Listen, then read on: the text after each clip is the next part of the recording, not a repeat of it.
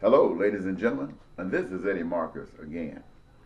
You know, I mentioned to you that everything happens by design. Very seldom do big bangs occur, or should I say, big bangs occur. So when you see things happening, whether they are foreign to you or strange to you, it didn't just pop up. It is by design.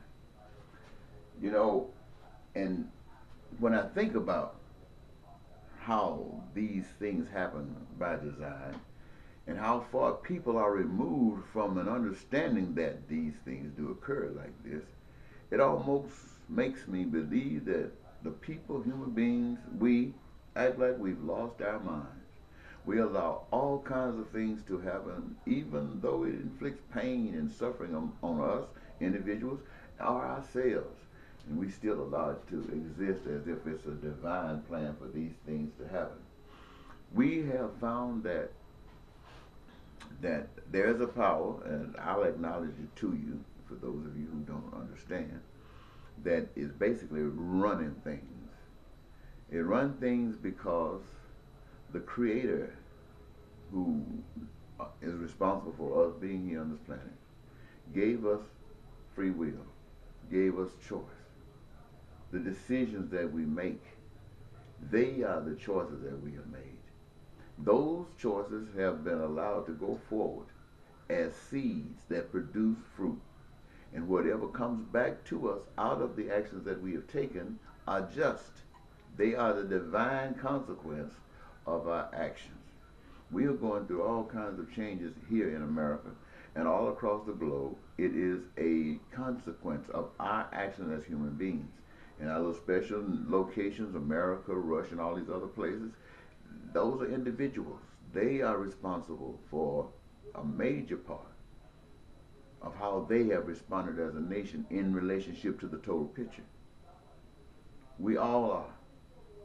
And so we have no one to blame. We say God allows this. Yes, God has given us the power to be God since we didn't want to obey in the beginning. However, this message that I bring to you is simple. When I say things happen by design, I want you to know that there's a movement out here designed to take you down, to take the people down, to take as many of the people down as need be, that others might call themselves supreme. It's happening every day. We have believed in the past that we had something called certain liberties, supposedly guaranteed by the Constitution, but we now know that it's easy to override stuff within the Constitution. One person can make the decision, go forward, regardless of what other folks think, and get away with it because the people who had it done to them allow it as if they are powerless. They have been so deceived. We as a people have been so deceived. So when we say Homeland Security, now we are saying that our liberties are not as important as our security. And so we allow the liberties which we thought was the reason for living go away as we gradually die. See, when our liberties go, we are dying. But we gradually die rather than go against what we've been taught. So we say the Homeland Security can tap our phones. They can, you know all the things that they do. Well, many of you don't. They tap your phone, check your email, anything they want to do. They spy on you. They spy on you. They got microphones, audio equipment in parks. They got cameras on the street corners and up and down the highway, in stores, everywhere, in the back of your car, everywhere. And now they're killing, at least it's becoming knowledge to the masses that there's a problem with black men, young men, and cops. They are being killed, and getting away with it. That's by design. What happens? You see the things that happen. What happened? Riots, whatever some people want to call rebellions. They're not rebellions. They're just people that are pissed off and don't know exactly what to do, so they just start doing something. But what happens? Now you say, put cameras on the cops so we can see what they're doing, and they will know that we will see, and so that'll kind of hold them back. Well, a young man who was killed, his mother said on being interviewed that cameras don't mean anything. We saw what happened to her son. Cops got off. We saw what happened to Rodney King. Cops got off. And then you wanted us to believe that there are some rogue cops and some good cops. And Rodney King, just to give you an example, was being beaten by a few. And there were many more watchers who didn't do anything. Those were your good cops who sat by and allowed that to happen. Now tell me what was good about that. That they didn't put a hit in it. They allowed Rodney King to get beaten, and they were ignoring it. So, this is what happens.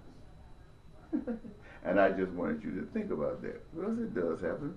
But it's not to point a finger at folks and try to get mad with a group of people, get mad at cops or get mad at blacks. No, because that doesn't fix anything. Getting mad doesn't fix a thing. If it makes you want to retaliate in kind, it doesn't do a thing.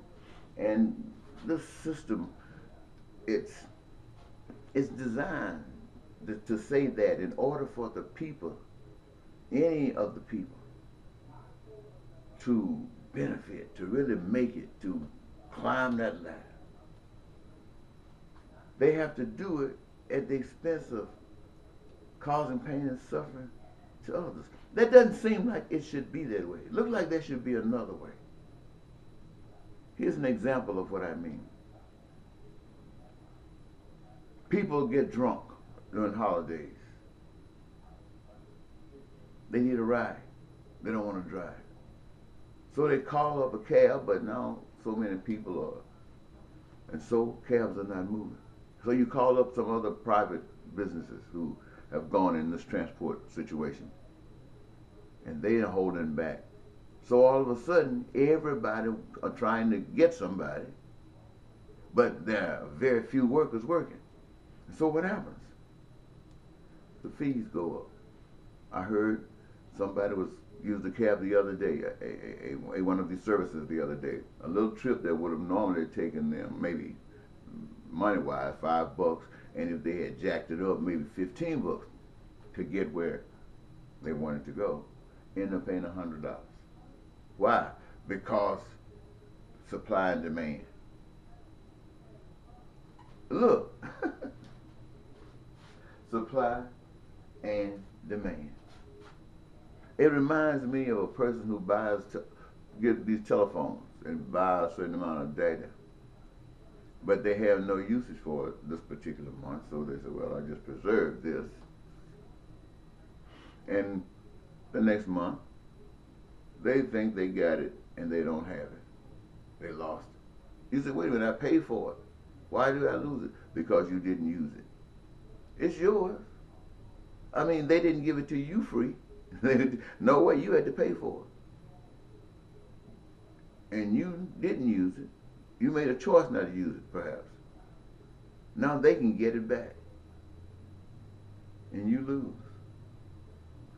Look like the system should not work like that. Look like, rather than people climbing up on your shoulders, look like there should be something that they could do, something that they could create, that they could put their hands on and prime it.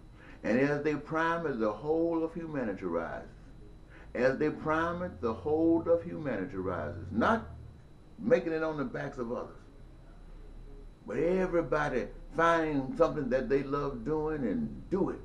And as they do it to the fullness of their love, together, it primes and primes. And the next thing you know, you're just out of this world.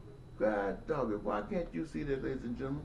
I know why you can't see it, but I'm introducing it to you. And I hope it puts your mind on those veins that you can start seeing the energy, the oxygen that flies through the blood of such a dream as this. And it's not my dream, though it comes through me. It is the dream of that power that made me and you. And what I'm saying to you, you can identify with it. You really can identify with it unless you are one of those who, in your whole life, committed your whole life, guaranteed your existence to make sure that whatever you are profiting at continues. And you will tear down anything or try that goes against that. Well, people abusing people is not beautiful to me.